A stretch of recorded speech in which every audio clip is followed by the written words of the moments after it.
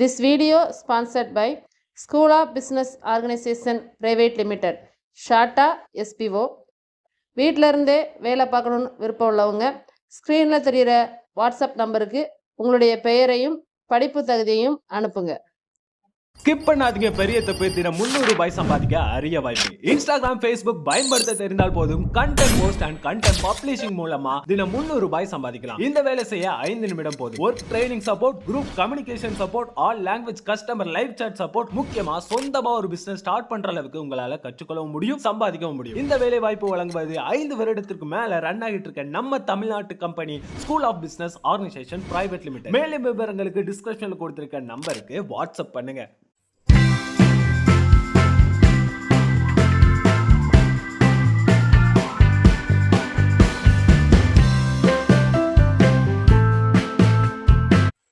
Hi friends, welcome to VVM channel.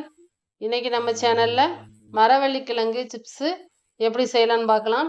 நம்ம கடைகளில் வாங்கி சாப்பிட்டு பார்த்துருப்போம்.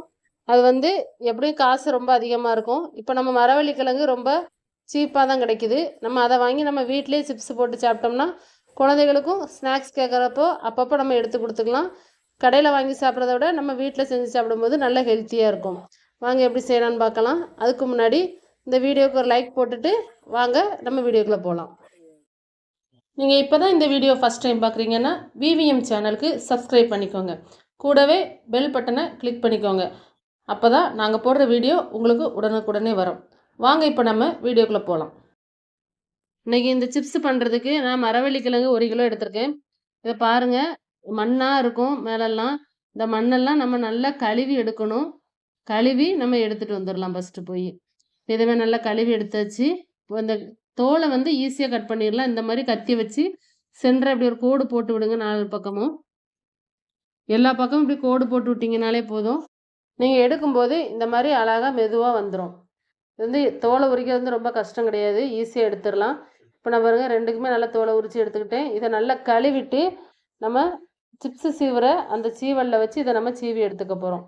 இங்கே பாருங்கள், இந்த மாதிரி இருக்கும். இல்லைனா உங்கள்கிட்ட அந்த பீட்ரூட் சீவுற அந்த இதுலேயும் இதே மாதிரி இருக்கும். அதை எடுத்துக்கோங்க. எடுத்துக்கிட்டு இந்த மாதிரி வச்சு நம்ம சீவி எடுத்துக்கலாம். நல்லா ரவுண்டாக கிடைக்கும். இதே மாதிரின்னா இதே நீங்கள் இப்படி நேர வச்சு சீவினீங்கன்னா கொஞ்சம் நீளமாக கிடைக்கும். இந்த மாதிரி நம்ம எல்லாத்தையும் சீவி எடுத்துக்கிடுவோம். இப்படி நல்லா நல்லா நைஸாக வரும், பார்த்துக்கோங்க. ஒரு சிலருக்கு இப்படி இருக்கும், சிலவங்களுக்கு கொஞ்சம் திக்காக இருக்கும். நைஸாக இருந்தால் சாப்பிட நல்லாயிருக்கும். கடைகள்லாம் திக்காக கிடைக்கும். இப்போ பாருங்கள், நான் எல்லாத்தையும் நல்லா சீவி எடுத்துகிட்டு வந்துட்டேன். இதை நம்ம இப்படியே வச்சோம்னா கொஞ்சம் ஈரமாக இருக்கும், நம்ம எண்ணெயில் போட்டு எடுக்க முடியாது. அதனால் இதை ஒரு வெள்ளை துணி விரித்து அதில் நம்ம இதை காய வச்சு எடுத்துக்கலாம். இந்த மாதிரி வீட்டுக்குள்ளே நம்ம வெள்ளை துணி வச்சு வீட்டுக்குள்ளே காய போட்டுக்கோங்க. ஃபேனுக்கு அடியில் நல்லா காஞ்சதுக்கப்புறம் நம்ம பொரிக்க ஆரம்பிச்சிடலாம்.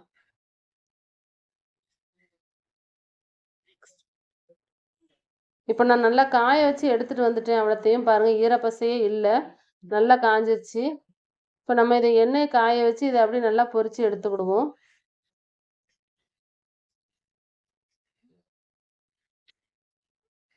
எண்ணெய் ரொம்ப சூடாக இருக்கக்கூடாது. ரொம்ப சூடாக இருந்தால் போட்டோடனே கரிஞ்சிரும்.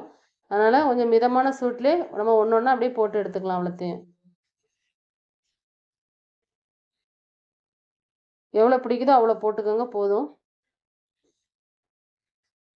இப்போ அப்படியே லைட்டாக நம்ம பிரட்டி விடணும். அப்படியே போட்டோம்னா ஒரு பக்கம் வேகும், ஒரு பக்கம் வேகாது. அதனால் நல்லா எல்லா பக்கமும் திருப்பி போட்டோம்னா நல்லா ஒன்று போல் இதே மாதிரி சிவந்து வந்துடும். இந்த அளவுக்கு வந்ததுக்கப்புறம் நம்ம இதை எடுத்து ஒரு பேப்பரில் எண்ணெயெல்லாம் வடிகட்டிக்கலாம். இந்த எண்ணெயெல்லாம் அந்த டிஷ்யூ பேப்பர் எடுத்துரும். இப்போ பாருங்கள், சிப்ஸ் தயாராகிடுச்சு.